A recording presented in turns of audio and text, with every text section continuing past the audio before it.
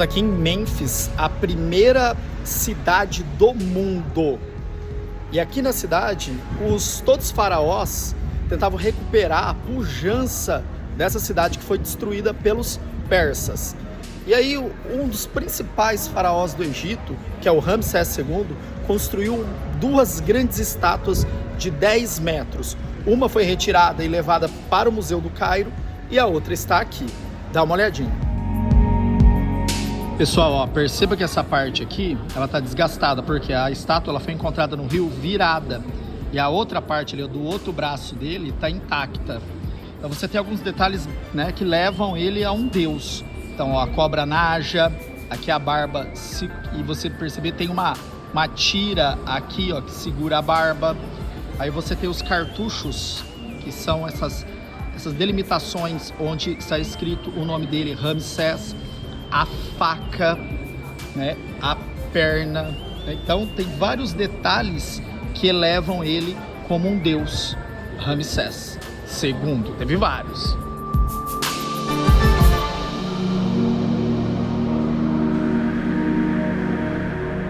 Agora para vocês, a segunda maior esfinge do Egito. Então a primeira é a esfinge que a gente, né, costuma ver nos livros de história, que fica lá no complexo de Gizé, e a segunda é aqui em Mênfis. Ela foi toda esculpida em mármore, né? Então vocês vão dar uma olhadinha agora, que show. Aqui é a esfinge, pessoal. Se você perceber, ó, aqui no entorno, olha que engraçado, né? Foi construída uma área para inundar ela, mas aqui não chove, né, gente? E aqui tinha uma avenida de esfinges. Então a gente só tem só essa que restou, né? Uma pena. Todo esse amontoado de pedras aqui foram encontrados aqui ao redor dessa localidade aqui em Mênfis. Aí você vai falar assim, mas e a cidade em si? A cidade foi destruída principalmente pelos persas, que invadiram aqui no período de declínio do Egito e acabaram com tudo. Então você tem poucos resquícios arqueológicos que restou da primeira cidade do mundo, que é Mênfis.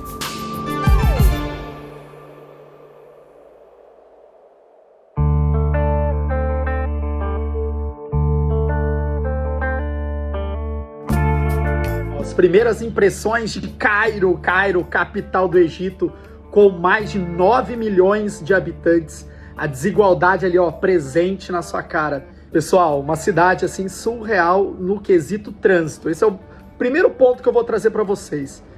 Não existe regra de trânsito, não existe. Não existe semáforo, não existe faixa de pedestre, não existe nada, não existe lei. As pessoas andam sem capacete, as placas dos automóveis amarradas com fio. Assim, cara, criança praticamente dirigindo moto. E eu filmei uma cena que eu vou mostrar agora para vocês. Eu até editei o vídeo.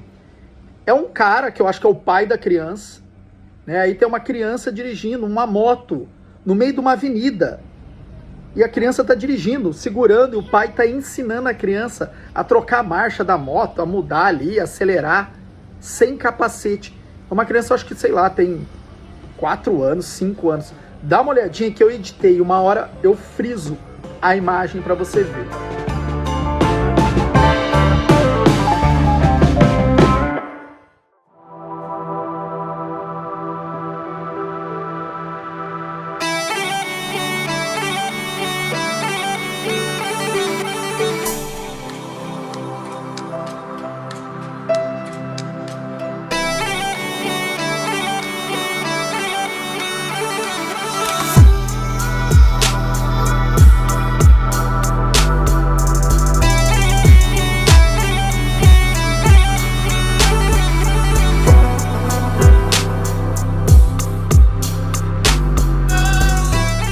Você percebe que o Cairo é uma cidade para o automóvel, né? Então você tem grandes vias ligando a cidade num trânsito caótico.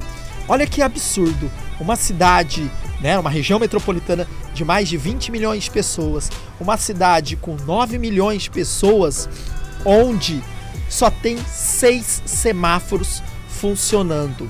É um trânsito caótico. Transporte público não há. Você tem uma linha de metrô que não atinge toda a cidade e você tem algumas vans que levam e trazem as pessoas de todos os cantos.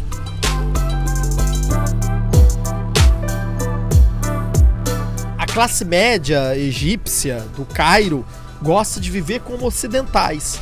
Você percebe que ostentam carros de grandes marcas, casas mais bem acabadas e estão mais próximas das áreas mais bonitas do Rio Nilo.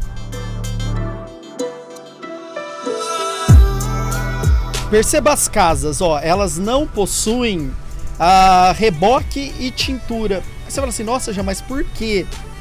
Porque não chove, gente. Não chove. Consequentemente, você não vai ter a percolação de água ali, não vai estragar o tijolo, você não precisa dessa proteção. Então os egípcios preferem gastar dinheiro melhorando o interior da casa, comprando móveis, pintando e comprando um automóvel.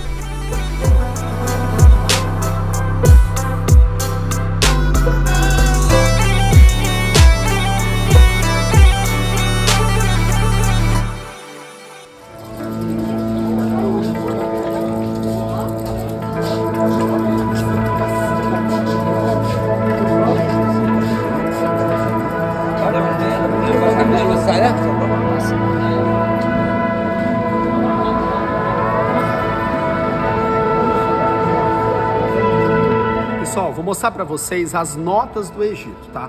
E rapidinho vou falar do valor dela. Cara, muito desvalorizado. Só pra você ter uma ideia, $1 é 30 pounds, né? Ou libras egípcias. Essa aqui é a maior nota, ó. Uma nota de 200 pounds. Aí nós temos aqui uma nota de 10 pounds.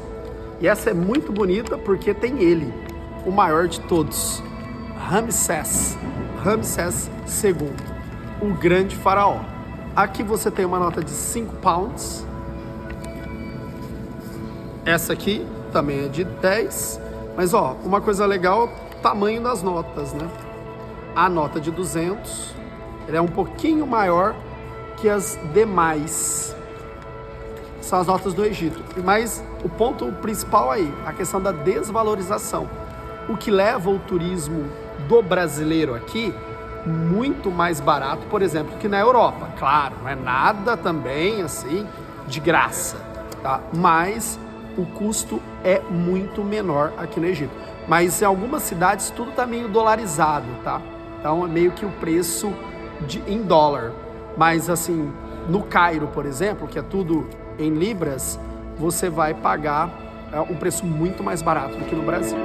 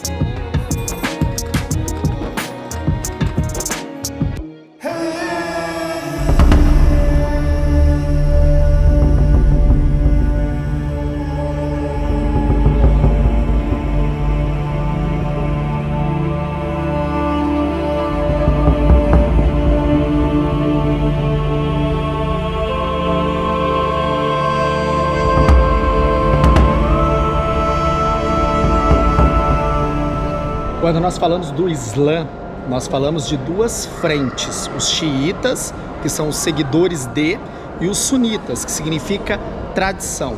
O que foi isso? Simplesmente uma cisão dentro do Islã, uma discussão política, porque as raízes do Islã estão ligadas à tradição.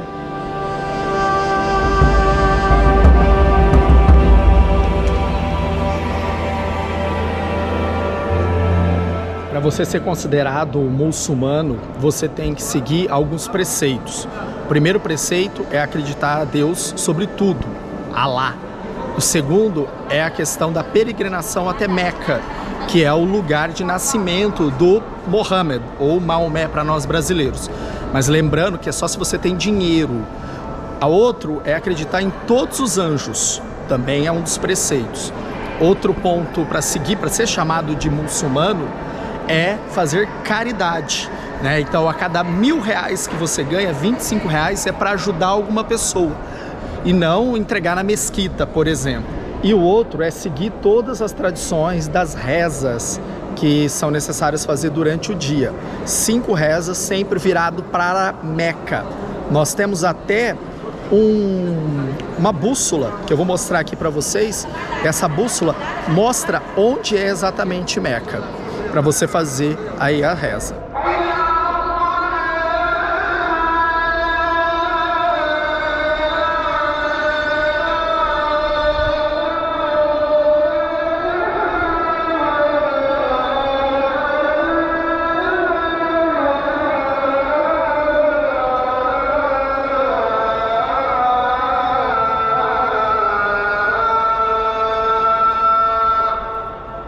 No Islã não tem padre, não tem nenhum representante assim. Eles também não adoram nenhuma imagem.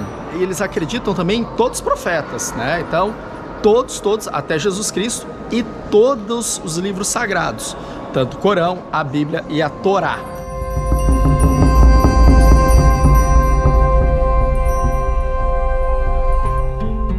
Imagina onde eu estou? Praça Tahrir, o ponto-chave da Primavera Árabe aqui no Egito. Só para recapitular, a Primavera Árabe foi um levante popular que se deu início na Tunísia e se alastrou para o norte da África, chegando na Líbia, derrubando Muammar Gaddafi e aí chegando aqui no Egito para derrubar Hosni Mubarak. E foi nessa praça aqui, a Praça Tahrir, que nós tivemos os eventos mais tensos da Primavera Árabe egípcia. A população se fixou aqui durante dias, protestando, querendo a retirada do ditador. Conseguiram, e aí o que nós tivemos? A entrada da Irmandade Muçulmana.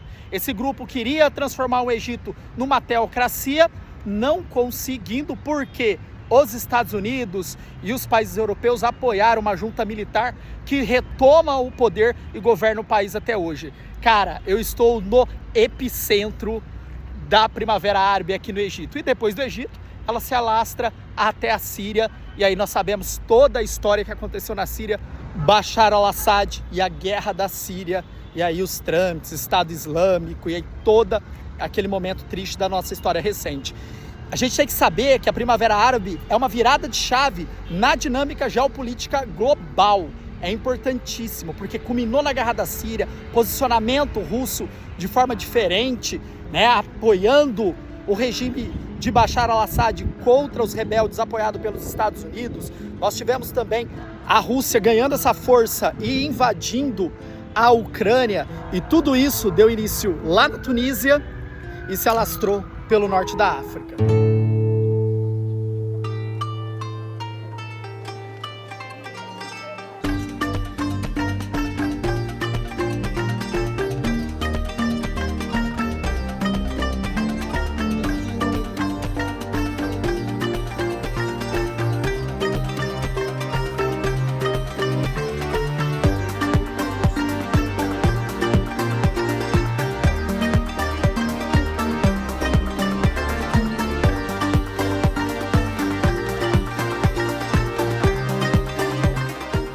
Pessoal, esse aqui é o Alexandre o Grande, e ali tá vendo o cartucho, simboliza o nome dele. Ah, mas como é o Alexandre o Grande e não é outro faraó?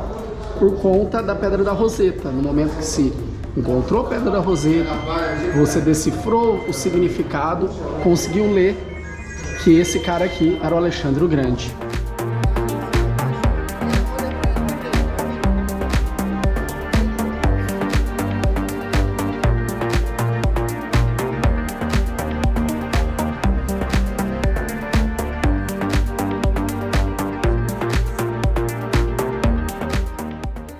Dá uma olhada aqui, ele deu errado, então se comprova como ele era feito.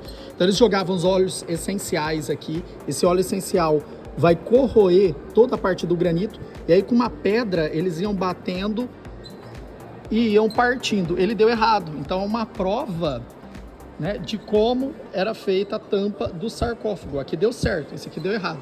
Eles abaulavam toda essa parte aqui, ó, tirava toda essa parte, né, do granito, batendo, né, jogando óleos essenciais para ter a forma do sarcófago.